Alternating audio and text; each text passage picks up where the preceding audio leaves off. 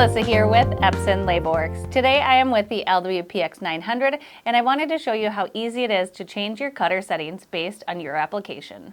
The PX900 has two cutter options, full cut and half cut, in addition to the option of having the cutter off altogether.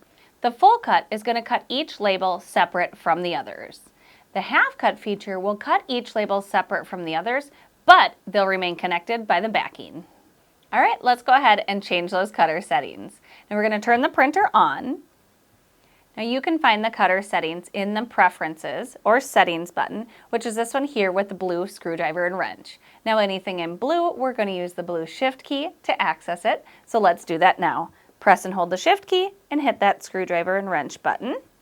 Now this opens the Preferences menu. You'll notice the first option here is Auto Cut. That's going to be the same as the full cut we talked about before. So let's go ahead and press Return. We want to keep the auto cut on, so I'm going to press Return on. And now the next option is the half cut. So I can choose here if I want the half cut on or off. For this application, let's turn it on.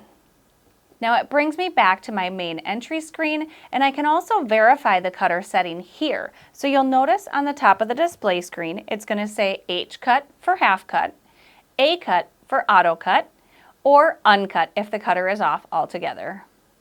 So now you know how to change the cutter settings on the LW-PX900. I hope that's helpful for you making your labels. If you have questions or want to chat with us, give us a call. We'd love to talk with you. Thanks again, and happy labeling.